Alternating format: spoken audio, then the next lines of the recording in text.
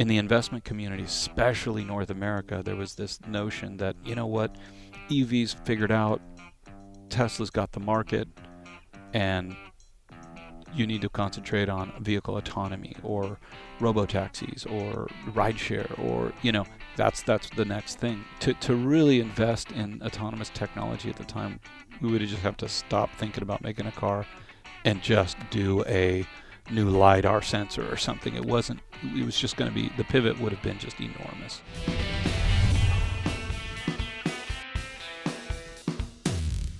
So back when you and I first met, you had a cushy job, man. You were running design at Mazda. Yeah. You were reinventing Miatas. Right. You were reinventing their showrooms, brochures, car show stands, traveling the world. And then you went to a startup. What was going through your mind? Yeah, that was a tough choice, I mean, I think I had just reached a point where I was ready for a change, I'd been with Mazda, I think, almost 6 years at that point. We had done a bunch of cool projects, and just really dream programs. Loved the company, loved the team, but I was really itching to get on to kind of what I saw as the next chapter for the automobile. The electrification thing was really starting to heat up. Tesla had proven that could be a appealing product. There was so much going on. I just wanted to be more a part of it. So I was in the startup world for many years. I had a cushy job at Apple, and then I went into the tech world and went crazy in the startup world, both here as well as overseas. And volatile would be the understatement of the century. Yeah. What was the discussion back at home? Like, you're a married man, 2 kids, a mortgage. Like, it was just me when I did that. What was the discussion over the kitchen table to go into that? Yeah, that was a pretty hard one. We had a lot of debate, discussion, soul-searching, weeks actually of hard discussion. And I think my wife and I just kind of went through it, and she was categorically against it, because Mazda was going well, and this was all totally unknown. It was truly just jumping off a cliff in terms of risk. But by 15, Tesla had already proved itself successful. Yes. Was that anything you used as of course a counterpoint with that? Yeah, of course, because here's Tesla's super successful. They took a huge risk. They had the capability, talent, and fortitude to see it through. And Peter Rawlinson, the person now, that was tell the audience who Peter. Yeah, Rawlinson Peter is. Rawlinson was the chief engineer behind Tesla Model S. So the car that basically proved it could be done. So Peter is the CEO, CTO of Lucid Motors. And at the time, he was the head engineer that reached out to me to join Lucid or Ativa. And so here you had this guy that was right there in the trenches, helped to do it. And he's quite. I knew from day one he was more than an engineer. He's truly a visionary, and he sees kind of, he has a vision for the future, and he gets that. He did it once with Model S, and I felt like if ever there was a person that could pull this off again and take it to another level, which is exactly what he was telling me he wanted to do, I felt like this guy could do it. So 2 things about that. Number one, how did he find you? There was a couple people that were working at Ativa at the time that knew me. One of which, Nathan Barber, we had worked together at Audi, and they had flagged my name as someone to reach out to. And number 2, here's a guy that already he arrived. He got there. He got the brass ring. Whatever equity event happened at Tesla, he probably made a couple of bucks. He didn't need to go and reinvent the horse. What do you think he saw as an opportunity to go out and do the Pepsi to the Coke in the EV world? I feel like, you mean Peter? Peter. Yeah. I feel like Peter felt like, I know in all my conversations with him, he felt like there was more out beyond what he accomplished with Tesla Model S. Like what more? Give me 3 things. More efficiency, better package layout, kind of space, really optimizing what can be done with electrification. Performance. What drives him, I think, is just this idea of EV adoption and how do we accelerate this. Mm-hmm. And the best way to do that is to eliminate any idea that that EV is not ready for prime time, or that it's not a superior technology when it is, right? But in order to do that for consumers, they have to see like, oh wow, it's faster, it's more efficient, it's more spacious, it's safer.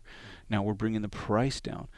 These are the things that are limiting people from transitioning. We're still only at 3-4% EV. There's a lot of work to do. So let's get to the elephant in the room. Put aside whether it's a car or a good-looking car, which it is. I take my hat off to you. Definitely did something nice here. You take that away from it, you're still a startup.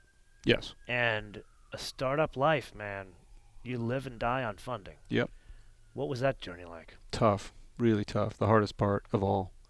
I never thought that as a designer I'd be spending over half of my days just pitching the company. You know what I mean? It's like, it's one thing to come in, figure out the brand and the company and the market and the customer and the design of the car. Those were all things that I was used to doing. And of course I've done 1,000,001 presentations for executives and for journalists and auto enthusiasts and stuff, but to have a constant loops of investment groups and individuals come through and pitch the company. And were they upfront with you when you got in there that they said you're going to have to do some funding stuff, or did they say no, we're capitalized? Well, that's where I think that was the one thing that I felt like I was fortunate, because they had just raised a good chunk of money. And that was enough to that money was in the bank, and it was enough to do the first alpha prototypes and design models. It was just enough. And so we had to very conservatively use that capital to focus on the first kind of proof of concept, if you will. And then the proof of concept from that money is meant to go do the big raise, right? Yeah. And the big raise is to industrialize the proof of concept, grow the team, industrialize the proof of concept, build a factory, build a showroom and a network to actually start delivering product to consumers. Give an idea to the audience here, because I've been through the startup life. For me, it was tech. It wasn't the kind of dollars that you're dealing with in building cars, but like ballpark, what was that first chunk of money that they raised? I think we were in the couple $100 million. Okay, yeah. And then as a comparison, when you want to, how much was that? When you want to industrialize and launch a product, now you're talking about multiple billions. Okay, so that's a stark contrast of what it's just to make a proof of concept to the point where you finally got a factory in Arizona, and you've got more employees, and now we're sitting in a showroom. Yeah, because if you think about it, the proof of concept can be done with a very small team. I think in that first phase, at our peak, we were like a little over 300 people. And what was the design team? How many people? Oh, at that time, like a dozen. And how many are you now? 130. Wow. Yeah. Look at you. You're all grown up. I know. It's crazy. You don't talk to me for like 5 years, and then all of a sudden you got 120 people working for you. You know? I remember when you run Mazda, you had 20 people. I know. It's crazy. But so when did the industrial money come in? That was at the end of 2018. Okay. So there's an interesting saga here. Your first money came from where? Multiple. We had investors from Silicon Valley. We had investors from Japan, and we had investors from China. Okay, so a lot of EV startups, a lot of their money, like Faraday, very famously, money was supposed to come from China, never did. Yeah. You guys were going down a somewhat similar path, but you did a U-turn, did something very different. You got money from where? Surprisingly, from Saudi Arabia. And how did that come about? So, Public Investment Fund of Saudi Arabia, PIF for short, had been around Silicon Valley and in the green technology space for some time, and they're heavily invested in a whole range of sustainable technologies, mobility, green tech. They have a very strong ethos that's very future facing, and you wouldn't think necessarily, being an oil producing country, that they would, but they're very smart in kind of looking into the future and where sustainability is going to go, and so they had showed a lot of interest in 2018. At the time, we were also heavily involved in Formula E racing. We were the sole supplier of the battery packs for all the Formula E cars on the grid, and that was a pack designed and manufactured in-house at Lucid, Ativa, and that also caught their eye. Were you making money off that deal, or was that just a just barely? Yeah, that was not that was more an R&D / brand exercise to show what we could do, and so that was not in any way really sustaining the company. But that definitely gave us credibility. Like, look, those packs have never had a failed race. And that was before the industrial money. Oh yeah. So paint me the picture of day-to-day at the company before the industrial money and after the industrial money. Yeah, so we went through a difficult time in 2017 through kind of the first half of 18, where we had done our prototypes. We had spent the majority of that money to get the cars on the get those vehicles shown. We were showing them to the world. We were showing them to investors through 2017. Now we're into 2018. A lot of folks came through. At the time, it was like, yeah, people were interested in EV, but they were more interested in autonomous mobilities. In the investment community, especially North America, there was this notion that, EVs figured out, Tesla's got the market, and you need to concentrate on vehicle autonomy or robotaxis or rideshare, or that's the next thing. And it's like, we felt like, no, EV's still in its infancy. We're not even... So you guys were very clearly pushing back on that, saying, no, we're not going to pivot. Yeah, we just felt like there's still opportunity to really invest in autonomous technology. At the time, we would just have to stop thinking about making a car and just do a new LiDAR sensor or something. It was just going to be... The pivot would have been just enormous. And the whole executive team was like, nah. Absolutely. Thanks, but no yeah, thanks. We're going to concentrate on making a better EV. So, true or false? Do you think you guys are sitting here today in 2022 with a factory in Arizona, with showrooms, and with cars out in customers' hands because you pivoted on where you got your money? I think throughout 18, we had exhausted a lot of potential areas. And it was really about finding the right partner where we had a common vision. We had a common vision about where sustainability, energy, mobility was going. And that was to more efficient EVs. And they saw that in us. And I think without that kind of early relationship, understanding, confidence, common vision, I don't know if we would be here. We were still confident. We knew what we were doing was the right thing, and we knew we had the team and the vision to pull it off. We just needed the right partner, and they came through, and it was just... You needed the right money. It was just the right timing, and we're super fortunate, and to this day, we still have just such a great relationship. They're super supportive, and we're lucky. So, Franz... He is the head designer at Tesla. Yeah.